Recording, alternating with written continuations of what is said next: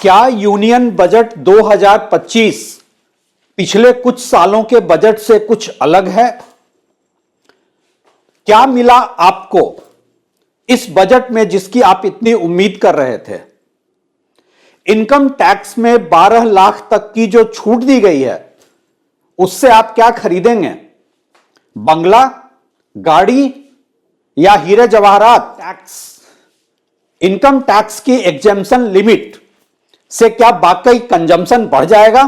क्या hyper inflation, खासकर food inflation, income tax की बढ़ी हुई सीमा को बैलेंस नहीं कर देता है? क्या इनकम टैक्स की लिमिट कॉस्ट इन्फ्लेशन इंडेक्स से मैच नहीं होनी चाहिए, या फिर यह फाइनेंस मिनिस्टर के विश लिस्ट पे है? क्या इंडिया का डोमेस्टिक सेविंग रेट लगातार गिर नहीं रहा है? क्या हाउस होल्ड डेट एक प्रीडोमिनेंट रियलिटी नहीं है इस देश के मिडिल क्लास की? क्या इस बजट में घर खरीदारों के लिए कुछ सब्सटैंशियल है? क्या घर खरीदारों की विश लिस्ट इस बजट में पूरी हो गई है? क्या यह बजट जॉब ग्रोथ को फ्यूल करेगा? क्या इस बजट में रियल एस्टेट सेक्टर की विश लिस्ट पूरी हो गई है? यूनियन बजट 2025, अगर इस बजट का मकसद हेडलाइन मैनेजमेंट था या फेसबुक लाइक्स बटोरना था, तो यह बजट 10/10 डिजर्व करता है। यह बजट कुछ आने वाले विधानसभा चुनाव के पहले का बजट हेडलाइन मैनेजमेंट में और लाइक्स बटोरने में काफी सफल रहा है। फाइनेंस मिनिस्टर और मोदी सरकार को इस बात का क्रेडिट देना होगा कि उन्होंने एक जो वोकल मिडिल क्लास है, जो सबसे बड़ा बीजेपी का कोर वोट बैंक रहा है, उसकी वाहवाही बटोर ली है। लेकिन इनकम टैक्स एग्जेम्पशन को 12 लाख तक की लिमिट पे लाने के बाद कुछ ग्राउंड रियलिटीज हैं जिस पे बात करना जरूरी है। हम जिस मिडिल क्लास के नाम पे इस बजट को इतनी वाहवाही दे रहे हैं, वो मिडिल क्लास पूरी तरह से श्रिंक होता जा रहा है। सवाल उठता है, क्या इनकम टैक्स एग्जेम्पशन लिमिट बढ़ाए जाने के बाद ये मिडिल क्लास का कंजम्पशन बढ़ाएगा? क्या उनका असेट क्रिएशन बढ़ाएगा? असेट क्रिएशन में भी क्या ये high value product real estate purchase की तरफ ले जाएगा? और मेरे ख्याल से कुछ ग्राउंड रियलिटी हैं जिस पर बात करना जरूरी है। आप कहेंगे मैं इतने सारे सवाल क्यों उठा रहा हूं? मैं इतने सारे सवाल इसलिए उठा रहा हूं कि इस बजट ने जिन सवालों का जवाब दिया है उससे कहीं ज्यादा सवाल खड़े कर दिए हैं। बजट का दावा है कि गवर्नमेंट का जो 5 pronged स्ट्रेटजी है, ग्रोथ बढ़ाना, inclusive development, private sector investment, house hold sentiment को अपलिफ्ट करना और मिडिल क्लास का परचेजिंग पावर, स्पेंडिंग पावर बढ़ाना। चलिए हम इन दो लास्ट के मुद्दे, हाउस होल्ड सेंटिमेंट और मिडिल क्लास के स्पेंडिंग पावर पे बात करते हैं, क्योंकि यही जो सरकार के इस बजट में दो मिशन स्टेटमेंट है, यही कॉमन मैन को सबसे ज्यादा अफेक्ट करता है, यही हाउसिंग मार्केट को सबसे ज्यादा अफेक्ट करता है। तो इसके लिए जरूरी है कि हम कुछ कॉस्ट एंड बेनिफिट एनालिसिस करें कि ये इनकम टैक्स एग्जेम्पशन लिमिट कैसे कंजम्पशन के सेंटिमेंट को बढ़ाएगा, कैसे ये असेट क्रिएशन करेगा, अगर करेगा। हमें सबसे पहले इंडियन इकोनॉमी में मिडिल क्लास की ग्राउंड रियलिटीज को समझना पड़ेगा, उनकी फाइनेंशियल कंपल्शंस को समझना पड़ेगा। और जब तक हम अर्बन मिडिल क्लास के इन ग्राउंड रियलिटीज और कंपल्शंस को नहीं समझ लेते हैं, तब तक हम बजट पे कंक्लूसिव कुछ भी नहीं कह सकते हैं। इंडिया में जो मिडिल क्लास हैं वो 570 मिलियन के आसपास हैं।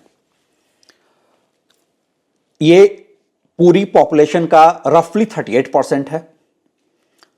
इस मिडिल क्लास का जो हाउस होल्ड अर्निंग है वो 6 लाख से 36 लाख रुपए के बीच में कहा जाता है। पिछले कुछ सालों में, खासकर कोविड के बाद, ये मिडिल क्लास काफी श्रिंक हो गया है, काफी कम हो गया है। नहीं तो मिडिल क्लास इंडिया में और भी ज्यादा था। खैर, मिडिल क्लास कितना श्रिंक हुआ है, नहीं हुआ है, ये किसी और दिन के डिस्कशन का इशू है। Thank you all for subscribing our channel and posting your comments. I appreciate. Trust me, I take time to read all the comments and I take your comments, feedback and queries with due professional seriousness. I would continue to make video on the topics and questions raised in the comments section as I aspire to make this platform dialogue driven. May I request you all to subscribe this channel and keep posting your comments. Our mail ID is given in the description and you are also free to ask question through your short and crisp video. I will try my best to take your video queries and reply it in the subsequent video. Let's make this channel unique and dialogue driven. Thank you. आज की तारीख में India का middle class जो है वो एक triple challenge को फेस कर रहा है। हाई इन्फ्लेशन, खासकर फूड आइटम्स में, हाई टैक्सेशन और स्टैग्नेंट इनकम। प्राइवेट कंजम्पशन की बात करें, जो मिडिल क्लास जिसका बहुत बड़ा कैटलिस्ट फैक्टर रहा है, प्राइवेट कंजम्पशन जो है वो इंडिया के जीडीपी का 60% रहा है। इंडियन जीडीपी का सबसे बड़ा ग्रोथ ड्राइवर ही प्राइवेट कंजम्पशन रहा है। लेकिन मिडिल क्लास जो इस कंजम्पशन का बैकबोन है, वो लगातार लो वेज ग्रोथ और के दौर में उसका हाउस होल्ड डेट बढ़ रहा है, उसकी कॉस्ट ऑफ लिविंग बढ़ रही है। अगर हम कुछ क्रेडिबल रिपोर्ट्स की माने तो इंडिया में रियल वेज ग्रोथ जो है, अगर हम उसको इन्फ्लेशन एडजस्ट करते हैं तो 0.1% रह जाता है पिछले 5 सालों में। इसने इंडियन मिडिल क्लास के परचेजिंग पावर को पूरी तरह से कर्टेल कर दिया है। आज इंडिया का मिडिल क्लास यह कंपेल्ड हो गया है कि वो डिस्क्रिशनरी स्पेंडिंग को पूरी तरह से रोक दे। फूड इन्फ्लेशन जो कि मेजर चंक है हाउस होल्ड एक्सपेंस का, वो एक अलार्मिंग हाई लेवल पे 10.87% पे है। ये इंडियन मिडिल क्लास को सबसे ज्यादा अफेक्ट कर रहा है, क्योंकि हम ऐसे भी अगर इंडिया का कंजम्पशन बास्केट देखें तो 46% वेटेज जो है वो फूड पे जाता है। तो कंज्यूमर्स की जो प्रायोरिटीज है वो डिस्क्रिशनरी स्पेंडिंग उसमें बिल्कुल खत्म हो गई है, जिसका एक रिपल इफेक्ट पूरी इकोनॉमी पे आ रहा है। मिडिल क्लास के कंपल्सन्स पे बात करते हुए हमें आरबीआई का डाटा देखना पड़ेगा।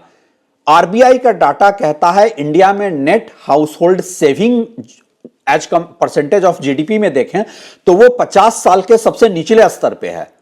इंडिया का ग्रॉस डोमेस्टिक सेविंग रेट जो है वो कभी 2011-12 में 34.6% हुआ करता था, आज गिरकर 18.4% हो गया है 2023-24 में। हाउस होल्ड सेविंग्स जो है ये इंडियन इकोनॉमी के ओवरऑल सेविंग का 60% होता है। लेकिन आरबीआई डाटा कहता है कि जून 2024 आते आते ये हाउस होल्ड डेट जो है वो 42.9% ऑफ जीडीपी आ गया है। यही नहीं, इसका एक और पहलू है कि हम मिडिल क्लास इंडियंस में ज्वेलरी के साथ एक बड़ा इमोशनल अटैचमेंट होता है। लेकिन अगर हम देखें कि लोन अगेंस्ट गोल्ड इंडिया में ऑल टाइम हाई है, और यही बताता है कि कैसे मिडिल क्लास पूरी तरह से स्क्वीज हो चुका है। यह दर्शाता है कि कैसे इंडिया का मिडिल क्लास मल्टीपल लेंडर से बोरो करके बैठा है। अनसिक्योर्ड लोन्स का परसेंटेज बहुत ज्यादा है, इसीलिए इंडियन मिडिल क्लास के पास डिस्पोजेबल इनकम बहुत कम है। खासकर अर्बन एरियाज में यह ज्यादा विजिबल होता है, क्योंकि यहां पे मिडिल क्लास ही एक सिग्निफिकेंट कंज्यूमर बेस है। आज की तारीख में स्लोडाउन का असर यह है कि एंट्री लेवल जो कंजम्पशन आइटम्स हैं उसमें भी स्लोडाउन देखा जा रहा है। कुछ बड़ी कंपनी जैसे नेस्ले, हिंदुस्तान यूनिलीवर वगैरह ने तो खुलकर कहा है कि डिमांड में काफी डिक्लाइन हुआ है, कंज्यूमर स्पेंडिंग कम हुई है। इवन एक सरसों तेल जो कल तक 1 लीटर के पैकेट में ज्यादा सेल हो रहा था, आज 250 ml में ज्यादा सेल हो रहा है। तो यह बड़ा साफ है कि मिडिल क्लास जो है वो ज्यादा बोरो कर रहा है कंजम्पशन के लिए। देखिए, बोरोइंग कंजम्पशन के लिए भी होता है और असेट क्रिएशन के लिए भी होता है, या प्रोडक्टिव एक्टिविटीज के लिए भी होता है, लेकिन इंडियन मिडिल क्लास का जो कंजम्पशन है वो पूरी तरह से बोरोइंग है। इंडियन मिडिल क्लास का जो बोरोइंग है वो पूरी तरह से कंजम्पशन पे हो रहा है। तो ऐसे माहौल में इनकम टैक्स लिमिट बढ़ा देने से क्या कंजम्पशन बढ़ जाएगा, क्या असेट क्रिएशन होगा? देखिए, priority, average Indian house hold की प्रायोरिटी इस समय है कि कैसे वो अपना डेट बर्डन कम करें, कैसे वो 4 पैसे जोड़ें इमरजेंसी के लिए। प्रायोरिटी इस समय ना तो कंजम्पशन है, ना ही असेट क्रिएशन है। लेकिन इंडियन रियल एस्टेट के जो स्टेक होल्डर्स हैं वो हमेशा की तरह एक अपने फॉल्स नैरेटिव पे हैं। वो ऐसे प्रोजेक्ट कर रहे हैं कि अब एक आम आदमी की जेब में ज्यादा पैसा आ गया तो वो रियल एस्टेट खरीदने आ रहा है। चलिए, मैं एक कॉस्ट बेनिफिट एनालिसिस भी कर देता हूं कि जब हम बात करते हैं कि इंडिया का मिडिल क्लास वो है जो 6 लाख से 36 लाख रुपए के बीच में जिसकी इनकम है, हम उसमें एक मीडियन इनकम 12 लाख रुपए को पकड़कर चलते हैं, जहां पे आपको कोई टैक्स नहीं देना है। अब अगर हम देखिए, अलग अलग कंपनी के अपने स्टैंडर्ड डिडक्शंस होते हैं, पीएफ का, एचआरए का और दूसरे अलाउंस का, हम उन सब को छोड़ दें, हम ये मान के चलें कि आपकी 12 लाख की ग्रॉस इनकम जो है वो आपकी टेक होम सैलरी है। इसका मतलब कि आप हर महीने 1 लाख रुपए की टेक होम सैलरी पे बैठ रहे हैं। क्या यह सैलरी असेट क्रिएशन के लिए काफी है? क्या यह सैलरी घर खरीदने के लिए काफी है? देखिए, हम प्रॉपर्टी के एक्विजिशन का एक थंब रूल जो होता है कि वो कौन सा प्राइस पॉइंट है जहां पे आकर प्रॉपर्टी अफोर्डेबल हो जाता है, वो है आपका 5 इयर्स ऑफ ग्रॉस इनकम, और सेकंड साइमल्टेनियस कंडीशन है कि आपकी ईएमआई टेक होम सैलरी की 40% होनी चाहिए। अब अगर हम 12 लाख के इनकम पे 5 साल का ग्रॉस इनकम देखते हैं तो 60 लाख की प्रॉपर्टी है। आप मुझे बताइए, इंडिया की किसी टॉप टीयर सिटीज में 60 लाख में कौन सी प्रॉपर्टी अवेलेबल है? और मैं टॉप टीयर सिटीज कह रहा हूं, मैं मेट्रो सिटीज भी नहीं कह रहा हूं। दूसरी साइमल्टेनियस कंडीशन जो है कि 40% टेक होम सैलरी का ईएमआई होना चाहिए। तो 1 लाख की सैलरी पे 40,000 का ईएमआई का मतलब है घर का कॉस्ट जो है वो 50 लाख रुपए के आसपास होना चाहिए। क्या ये अवेलेबल है?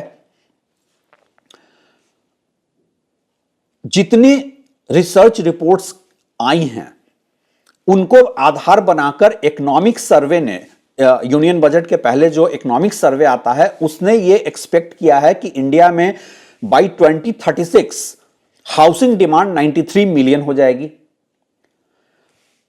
क्या इस बजट ने उस फैक्टर को ध्यान में रखकर उसको एड्रेस किया है? इस बजट में मुझे फेलियर ज्यादा दिखता है बजाय सक्सेस के। यह और बात है कि मिडिल क्लास जो घर खरीदने के लिए का एस्पिरेंट है वो इस समय 12 लाख का एग्जेम्पशन लिमिट सुनकर ही बहुत खुश हो रहा है। इंडिया का जो अफोर्डेबल हाउसिंग शॉर्टेज है, जो प्रोजेक्टेड है कि 31.2 मिलियन हो जाएगा 2030 तक, उस पे इस बजट में कोई बात नहीं हुई है। अरे, अफोर्डेबल हाउसिंग को आप छोड़िए, EWS, economic weaker section housing का इस बजट में मेंशन भी नहीं है। सच यही है कि आज की तारीख में इस बजट के बाद घर खरीदने का कोई इंसेंटिव ही नहीं है। ऐसा कोई बजटरी मेजर नहीं लिया गया है जो होम लोन इंटरेस्ट बर्डन को होम बायर के लिए कम करे। कुछ जो डिमांड्स थे, जैसे था कि सेक्शन 24 में टैक्स रिबेट की जो लिमिट है उसको 2 लाख से बढ़ा करके 5 लाख की जाए, उसको पूरी तरह से इग्नोर कर दिया गया है। एक दूसरी डिमांड थी कि हाउसिंग लोन का जो प्रिंसिपल रीपेमेंट है वो 1.5 लाख का है अंडर सेक्शन 80C, उसको बढ़ाकर भी 5 लाख किया जाए। उस पर भी इस बजट में कोई बात नहीं हुई है। इनकम टैक्स सेक्शन 54 के तहत long term capital gain tax जो होता है, जो एग्जिस्टिंग हाउस को सेल करने के बाद अगर आप नए प्रॉपर्टी में री इन्वेस्ट कर रहे हैं तो यह तब एप्लीकेबल होता है जब ये नेक्स्ट प्रॉपर्टी सेल के 3 साल के अंदर कंप्लीट हो जाए। लेकिन जैसा कि हम सब जानते हैं कि इंडिया में रियल एस्टेट प्रोजेक्ट्स जिस तरह से डिले होते हैं, जरूरत इस बात की थी कि इस पीरियड को बढ़ाकर 5 साल कर दिया जाए। साथ ही साथ एक रूल जो होम बायर को है कि आप एक प्रॉपर्टी सेल करने के बाद दूसरे प्रॉपर्टी को जो परचेज करते हैं वो सेल के 1 साल पहले या 2 साल बाद कर सकते हैं, यह भी काफी रेस्ट्रिक्टिव है। यूनियन बजट को यह प्री परचेज पीरियड 2 साल के लिए करके होम बायर को थोड़ी फ्लेक्सिबिलिटी देने की जरूरत थी। समस्या यह है कि आपने इतना वाटर टाइट टाइम फ्रेम दिया है कि ज्यादातर लोग अगर एक प्रॉपर्टी सेल करके दूसरा परचेज कर रहे हैं तो वो आपके लॉन्ग टर्म कैपिटल गेन के टैक्स के दायरे में आ जाएंगे। तो सवाल यह उठता है कि जब आपने एक पुरानी प्रॉपर्टी बेच के नई प्रॉपर्टी, चाहे आप अपग्रेड हो रहे हो या जहां भी हो, उसमें भी बायर को फ्लेक्सिबिलिटी नहीं दी है, तो बजट अपने मकसद में कामयाब कैसे है as far as home buying is concern. Rental housing जिसकी बहुत बात हुई थी, जिसको ल्यूक्रेटिव बनाने के लिए बात हुई थी कि इन्वेस्टर के लिए ल्यूक्रेटिव बनाया जाए, उस पर कोई फर्दर बात नहीं हुई है। एनआरआईज जिनका होम बाइंग इंडिया को डॉलर रेवेन्यू दे सकता है, इंडियन इकोनॉमी में डॉलर रेवेन्यू आ सकता है, रूपी डॉलर डिस्पैरिटी कम हो सकता है, उस पर कोई बात नहीं हुई है। हां, इस बजट ने यह अलाउ कर दिया है कि अब आप 2 सेल्फ ऑक्युपाइड प्रॉपर्टी रख सकते हैं और यह उम्मीद कर रहे हैं ये लोग कि इससे रियल एस्टेट में ज्यादा इन्वेस्टमेंट आएगा। दूसरी बात कि बजट ने एक टीडीएस लिमिट को भी एग्जेम्प्ट करके 2.4 लाख से बढ़ाकर 6 लाख कर दिया है। बट लार्जर क्वेश्चन है, क्या यह large universe of middle class of India जो है उसको अफेक्ट करने जा रहा है? सच तो यह है कि बड़े शहरों में, अर्बन इंडिया में एक से ज्यादा प्रॉपर्टी सिर्फ वेल्दी इंडियंस अफोर्ड कर सकते हैं। यह वास्ट मेजॉरिटी ऑफ इंडियंस की रियलिटी नहीं है। ऐसा लगता है कि फाइनेंस मिनिस्टर का जो फोकस था वो सुपर प्राइम बोरोवर्स पे था और सब प्राइम बोरोवर्स पे नहीं था।